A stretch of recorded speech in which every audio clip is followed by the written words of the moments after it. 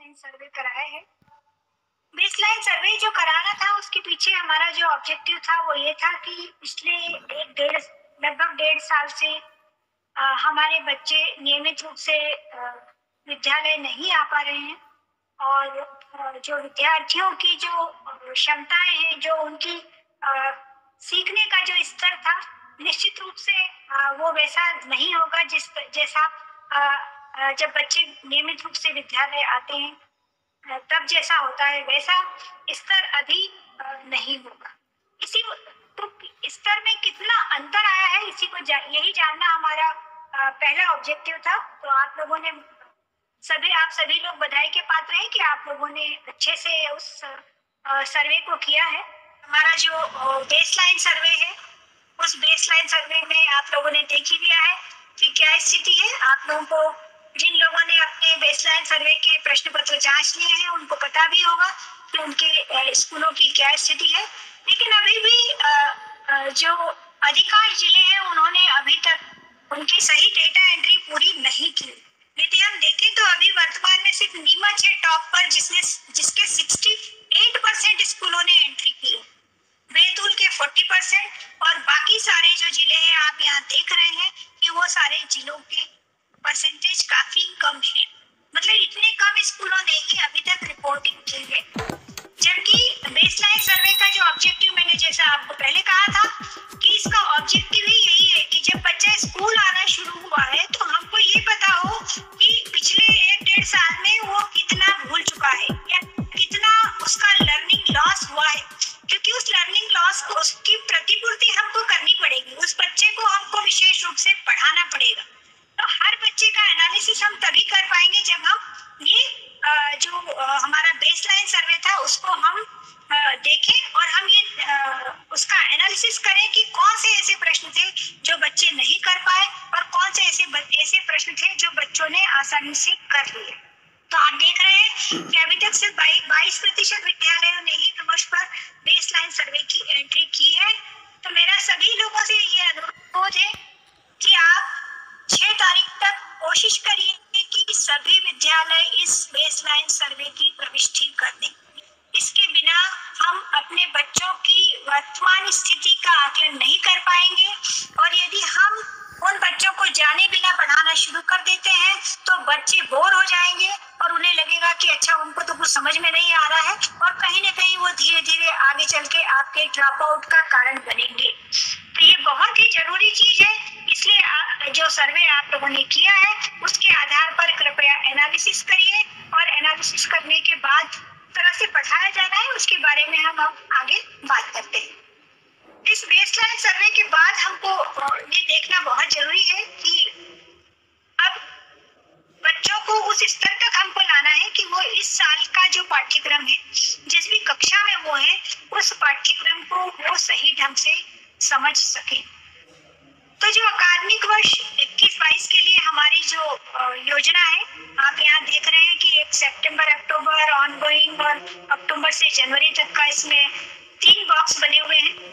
यदि हम सितंबर अक्टूबर की बात करें तो कक्षा 9वीं के लिए ब्रिज कोर्स, अब कम से कम 15 अक्टूबर तक इन विद्यार्थियों को 9वीं के लिए जो अंग्रेजी, हिंदी और गणित का जो हमने ब्रिज कोर्स बनाया है वह जाना आवश्यक होगा, क्योंकि उन बच्चों ने पिछले साल अपने स्कूल का मुंह ही नहीं देखा है, वो पिछले 1 साल से स्कूल गए ही नहीं है। तो उनका जो लर्निंग लेवल होगा वो निश्चित रूप से बहुत ही लो हो गया होगा और ऐसी स्थिति में यदि हम उनको सीधे कक्षा 9वीं का पाठ्यक्रम पढ़ाने लगेंगे तो शायद बच्चे समझ नहीं पाएंगे और ड्रॉप आउट हो जाएंगे। तो इसलिए ये बहुत जरूरी है कि हम ब्रिज कोर्स ही उनको पढ़ाएं। तो कक्षा 9वीं में फिलहाल हम 15 अक्टूबर तक अंग्रेजी, हिंदी और गणित के जो सब्जेक्ट है उसमें ब्रिज कोर्स ही पढ़ाएंगे। हमने जो आपको ब्रिज कोर्स बना के दिया है 10वीं से 12वीं के लिए, वो ब्रिज कोर्स इसी आधार पर बनाया है कि जैसे मान लीजिए जो बच्चे को 9वीं में पढ़ना था और 9वीं में यदि वो नहीं पढ़ पाया है और 10वीं में वो आप पाठ्यक्रम जो पढ़ा रहे हैं तो उससे रिलेटेड कौन सी चीजें ऐसी हैं जो बच्चे को 9वीं में जानना जरूरी था, तो वही टॉपिक्स हमने जो है वो ब्रिज कोर्स में डाले हैं। और आपको जब आप उस चैप्टर को पढ़ाते हैं तो आपको शुरुआत उस ब्रिज कोर्स के उस चैप्टर से करनी है ताकि बच्चा उसको रिलेट कर सके और 10वीं से 12वीं तक जो भी क्लासेस है उनमें जो उनका पाठ्यक्रम है उसको पढ़ने में उस टॉपिक को समझने में दिक्कत ना हो, ये आपको इंश्योर करना पड़ेगा। ये जो टॉपिक्स है इसके आधार पर आप लोग ये भी तय करेंगे कि यदि कुछ बच्चे ऐसे होंगे जिनका लर्निंग लेवल बहुत लो हो गया होगा, तो आपको पता है कि हमारे यहाँ जो भी प्रतिदिन का जो कालखंडवार टाइम टेबल होता है, उस कालखंडवार टाइम टेबल में 2 पीरियड ऐसे होते हैं जो हम इन्हीं लो अचीवमेंट वाले जो विद्यार्थी होते हैं उनके लिए रखते हैं। तो उनको आप वहाँ पर ब्रिज कोर्स पढ़ा सकते हैं। अभी इस महीने में सितंबर के अंत में हम जब त्रैमासिक परीक्षा भी कर लेंगे तो आपको ये भी जानकारी हो जाएगी कि बच्चों का स्तर क्या में कुछ इम्प्रूवमेंट हुआ है या नहीं हुआ है। बेसलाइन सर्वे से अभी तक वो जानकारी आपको हो जाएगी और उसके आधार पर हम जैसा हर साल रेमेडिएशन का काम करते हैं, रेमेडियल टीचिंग का काम करते हैं, रेमेडियल मॉड्यूल्स के माध्यम से वो हम अक्टूबर से शुरू करेंगे और जब तक परीक्षा होगी तब तक हमको करना होगा। कक्षा 9वीं के ब्रिज कोर्स की तो आपको पता है कि अभी हिंदी, गणित और अंग्रेजी में चल रहा है। अभी आपने जो बेसलाइन सर्वे किया है उसमें आपको ये पता जाएगा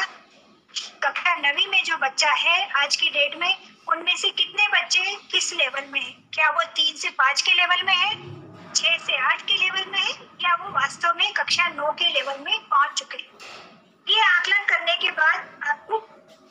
इन बच्चों को अलग अलग समूह बनाकर पढ़ाने होंगे। यदि आपके पास 8वीं से ऊपर वाले बच्चे, यदि 8वीं की दक्षता रखने वाले बच्चों की संख्या अधिक है तो आप उनका एक अलग सेपरेट ग्रुप बना सकते हैं, सेपरेट कक्षा बना सकते हैं, सेक्शन बना सकते हैं। अन्यथा आपको सभी बच्चों को ब्रिज कोर्स ही पढ़ाना है, क्योंकि उन बच्चों का जो लेवल है वो 3 से 5 या 6 से 8 का है। तो उसके लिए आपको शिक्षक हैंडबुक, विद्यार्थियों के लिए आपके पास ब्रिज कोर्स की वर्कबुक है ही सही, और YouTube चैनल पर भी ब्रिज कोर्स के वीडियोस भी उपलब्ध हैं जिनका भी आप उपयोग कर सकते हैं। तो ये बहुत ही आवश्यक है कक्षा 9वीं के बच्चों के लिए। यदि हम कक्षा 9वीं के बच्चों के लिए इस साल मेहनत नहीं करेंगे तो हमको निश्चित रूप से अगले साल दिक्कत आएगी, और अगले साल जब वो 10वीं में आएंगे तो हमारा रिजल्ट प्रभावित होगा। तो जो शेष कक्षाएं हैं उनके लिए जो पिछले ग्रेड की, जैसे अभी हमने कहा कि जो उनके लिए भी जो ब्रिज कोर्स बनाया गया है, विमर्श पोर्टल पर अपलोड किया गया है, उसमें टॉपिक वाइज सारे चैप्टर्स दिए गए हैं कि आपको कौन कौन से ऐसे चैप्टर हैं जिनको पढ़ाने से पहले उसका जो पिछली कक्षा का कंटेंट है वो पढ़ाना है, वो आप बहुत आसानी से देख सकते हैं। तो पहले ब्रिज कोर्स उसी टॉपिक का ब्रिज कोर्स पढ़ाएंगे और फिर देन उसका टॉपिक पढ़ेंगे। अभी आपने जो बेसलाइन सर्वे किया है उससे आपको ये जानकारी हो जाएगी कि पार्ट ए में कितने बच्चे अनुत्तीर्ण हैं और पार्ट ए और बी दोनों में कितने बच्चे अनुत्तीर्ण। क्योंकि जो पार्ट ए में अनुत्तीर्ण है उनका लेवल काफी लो होगा। मतलब जैसे मान लीजिए कोई 10वीं का बच्चा है और पार्ट ए में भी अनुत्तीर्ण है और बी में भी अनुत्तीर्ण है, तो आप ये मानकर चलिए कि वो बच्चा जो है वो 6ठी, 7वीं, 8वीं के लेवल पर है, और चूंकि वो 10वीं में है तो आपको फिर उसी तरह से उस बच्चे को बेसिक कॉम्पिटेंसीज पहले बढ़ाकर और फिर 10वीं का पाठ्यक्रम बढ़ाना होगा, तभी वो बच्चा जो है वो समझ पाएगा। स्पेशली इन टॉपिक्स को पढ़ाने के लिए आपको पता है, जैसा हम रेमेडियल क्लासेस के लिए भी करते हैं, कि जो आपका 2 पीरियड होता है, प्रत्येक दिन के लिए जो 2 पीरियड निर्धारित है, उन पीरियड्स में आप स्पेशली उन बच्चों को जो अच्छा परफॉर्म नहीं कर पाए हैं और ए और बी दोनों में ही फेल हो गए हैं, उनके लिए आपको विशेष क्लासेस भी लगानी पड़ेगी। यदि बच्चे आने के लिए सहमत हैं तो आप जो स्कूल के टाइमिंग से उनके पहले और उनके बाद में भी बच्चों को पढ़ा सकते हैं। जो स्कूल के टाइम में जो 2 पीरियड दिए गए हैं उन पीरियड में भी पढ़ा सकते हैं। और कुल मिला के ऑब्जेक्टिव यही है कि बच्चा जिस क्लास में है उस क्लास का पाठ्यक्रम समझने लायक हो जाए, तभी उसको वो पाठ्यक्रम वो समझ पाएगा। इसके लिए आपको उसके साथ थोड़ी मेहनत करनी पड़ेगी और जो पुराना जो पाठ्यक्रम था, जो पिछले साल वो किसी तरह से समझ नहीं पाया या नहीं पढ़ पाया, उसको हमको फोकस करना पड़ेगा। उपचारात्मक शिक्षण के लिए आपको पता है कि हम हर बार क्वार्टरली एग्जाम का ही उपयोग करते हैं, लेकिन इस बार हम क्वार्टरली एग्जाम के साथ साथ बेसलाइन सर्वे के रिजल्ट्स को भी ध्यान में रखेंगे और उसी के आधार पर जो रेमेडियल क्लासेस होंगी हमारी, जो आगे कंटिन्यू होंगी, वो उसी के आधार पर होंगी। इस स्लाइड में आपको दिखाई दे रहा होगा कि हम कौन कौन सी सामग्री आपके पास अवेलेबल है, जो सभी के लिए अवेलेबल है, किस कक्षा के लिए है, कहाँ पर उपलब्ध होगी और कब तक उपलब्ध करा दी जाएगी। जैसे 9वीं से 12वीं की पाठ्य पुस्तकें तो आपके पास विद्यालय में है भी। यदि उससे नीचे की कक्षाओं की किताबें भी चाहिए हो तो आप के लिए वो विमर्श पोर्टल पर उपलब्ध करा दी जाएंगी, जिसके माध्यम से आप पिछली कक्षाओं के जो रिलेवेंट टॉपिक है वो भी आप देख सकेंगे। ये आपको 6 सितंबर तक उपलब्ध हो जाएगा। आपको पता है कि ब्लूप्रिंट जो है वो माध्यमिक शिक्षा मंडल द्वारा जारी किया जाएगा और संभावना है कि 15 सितंबर तक वो ब्लूप्रिंट जारी कर दिया जाएगा, ताकि जो विद्यार्थी है वो अभी से ये समझ सके कि उन्हें किन किन टॉपिक्स पर विशेष ध्यान देना है और टीचर्स के लिए भी पढ़ाने के लिए व्यवस्था हो सके।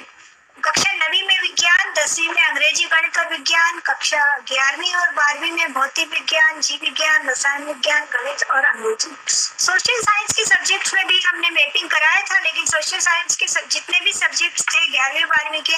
या 10वीं के, उनमें यही उभर कर आया कि उनका कोई बहुत इस तरह का रिलेशन पिछली कक्षाओं से नहीं है कि उसको पढ़े बिना वो आगे का चैप्टर नहीं पढ़ सकते। तो सोशल साइंस वाले जो है वो अपना नियमित जिस तरह से पाठ्य पुस्तक पढ़ाते हैं उसी तरह से अपना अध्यापन जारी रख सकते हैं। पर बाकी जो स्पेशली साइंस से रिलेटेड और इंग्लिश से रिलेटेड जो चीजें हैं उनके लिए निश्चित रूप से हमको बच्चों के साथ मेहनत करनी पड़ेगी और उनको जो पुरानी कक्षाएं हैं उनके लिए उनमें जो पढ़ाया गया है उसको एक बार रिवाइज कराना पड़ेगा और उनको अच्छी तरह से समझाना पड़ेगा। तो प्रत्येक कक्षा के लिए हम एक हैंडबुक भी देने जा रहे हैं, जो आपको 8 सितंबर तक मिल जाएगी। आप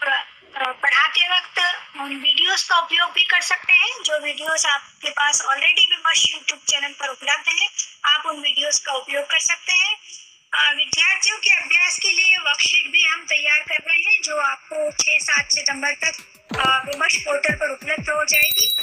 कुल मिला के ऑब्जेक्टिव यही है कि बच्चे को इस साल का पाठ्यक्रम पढ़ाने से पहले ये सुनिश्चित कर लिया जाए कि वो बच्चा उस पाठ्यक्रम को समझने की कितनी क्षमता रखता है। यदि उसका लर्निंग लेवल उस क्लास के अकॉर्डिंग नहीं है तो हमको थोड़ा पहले मेहनत करके उस बच्चे को उस पाठ्यक्रम को समझने के लायक बनाना है। तो पढ़ाने जा रहे हैं उसके पहले का जो रिलेवेंट कंटेंट है वो आप 1 या 2 दिन पहले पढ़ा दें, ताकि बच्चा जब उसको समझ ले उसके बाद आप इस कक्षा का कंटेंट पढ़ाएं। हम वर्कशीट्स भी उस पर अपलोड करने जा रहे हैं विमर्श पोर्टल पर। जो बच्चे स्कूल आ रहे हैं उनके लिए तो फिर भी ठीक है, लेकिन जो बच्चे स्कूल नहीं आ रहे हैं उन पर भी हमको थोड़ा ध्यान देना होगा और समय समय पर जो यहाँ से वर्कशीट्स वगैरह दी जाएंगी वो सारी वर्कशीट्स आप उन बच्चों को प्रोवाइड कर दें, ताकि बच्चे घर पर बैठकर भी कम से कम अभ्यास करें और अपनी जो उनकी क्षमताएं हैं, जो उनकी स्किल्स हैं, उनको वो और इम्प्रूव कर सके। बिना अभ्यास के किसी भी न विद्यार्थी की जो क्षमताएं हैं, की जो स्किल्स हैं वो इम्प्रूव नहीं हो सकती। इसलिए बहुत जरूरी है कि स्कूल में जितने भी बच्चे आते हैं उनको आप अभ्यास करने की आदत डालें। गृह कार्य देते हैं तो सभी से अनुरोध ये है कि उस गृह कार्य को जांचें जरूर। यदि आपको लगता है कि बच्चों की संख्या बहुत ज्यादा है और आप जांच नहीं पा रहे हैं तो आप इंटरचेंज करके भी कॉपीज जो है वो बच्चों से जचवा सकते हैं और उसका आंसर आप बोर्ड पे लिख सकते हैं, ताकि जो बच्चे हैं वही जांच के बता देंगे कि कौन कौन कहाँ किस किस बच्चे की लर्निंग लेवल में इम्प्रूवमेंट की आवश्यकता है। तो पर ये बहुत ही आवश्यक है कि बच्चों से हम सतत अभ्यास कराएं और वो जो अभ्यास कर रहे हैं उस पर दैनिक रूप से हम नजर भी रखें। उन्हें भी लगेगा कि अरे ठीक है, मैंने किया, कोई पूछ तो रहा नहीं है, कोई पूछ नहीं रहा है, तो फिर वो उससे उसमें बहुत रुचि के साथ काम नहीं करते। तो कुल मिला के बेसलाइन सर्वे के बाद जो हमको कार्यवाही करनी थी, मैंने आपसे अभी शेयर की है कि हमको ब्रिज कोर्स का किस तरह से इस्तेमाल करना है, कक्षा 9वीं के लिए कैसे करना है, 10वीं के लिए कैसे करना है, 11वीं और 12वीं के लिए कैसे करना है। लेकिन ये सारा प्रयास तभी संभव है जब विद्यार्थी स्कूल में उपस्थित हो। तो अन्य बच्चे जो नहीं आ रहे हैं या जिनके पालक या अभिभावक अभी सहमति नहीं दे रहे हैं, उनमें भी मैसेज जाएगा और वो भी उन बच्चों को स्कूल भेजना शुरू करेंगे। पालकों के साथ, अभिभावकों के साथ शेयर करने की आवश्यकता है कि इस साल भी वो ये ना सोचें कि जिस तरह से पिछले साल कोविड में बिना पढ़ाई लिखाई के परीक्षा में पास कर दिया गया था, इस साल ऐसा होने जा रहा है। इस साल ऐसा नहीं होगा। परीक्षाएं आवश्यक रूप से होंगी, चाहे अप्रैल में हो, चाहे मई में हो, चाहे जुलाई में हो, चाहे अगस्त में हो। लेकिन जिस तरह से इस साल की व्यवस्था की गई थी उस तरह से अगले साल नहीं होने वाला। तो सभी बच्चों को ये समझा दें कि जो टाइम टेबल बनाया गया है, जो स्कूल अभी खुल चुके हैं, उसके बाद ऐसा नहीं होने वाला है कि परीक्षाएं नहीं होंगी और बच्चों को पास कर दिया जाएगा। इस बार परीक्षाएं निश्चित रूप से होंगी, चाहे त्रैमासिक, यदि व्यवस्थाएं पर्याप्त नहीं भी हो पाई तो त्रैमासिक परीक्षा हो गई तो त्रैमासिक के आधार पे होगा, 6 माही परीक्षा हो गई तो 6 माही के आधार पर होगा, प्री बोर्ड हो या प्री एग्जाम हो गया तो उसके आधार पर। लेकिन इस बार उस तरह से नहीं किया जाएगा जिस तरह से गत वर्ष किया। तो सभी अभिभावकों को और विद्यार्थियों को सूचित कर दें कि इस बार आवश्यक रूप से परीक्षा होने वाली है और बिना पढ़े उनका काम नहीं चलेगा। जो शिक्षण योजना है, इसके बारे में अभी हमने बहुत डिटेल में चर्चा की है कि ब्रिज कोर्स कैसे पढ़ाया जाएगा, कैसे रेमेडियल टीचिंग होगा, और उसके लिए जो भी सामग्री है वो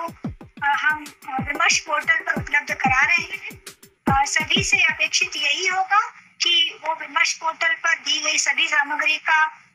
उपयोग सुनिश्चित करें और हमारे जो विद्यार्थी हैं उनको अधिक से अधिक कैसे उनके लर्निंग लेवल में हम इम्प्रूवमेंट ला सकें, ये सुनिश्चित करेंगे।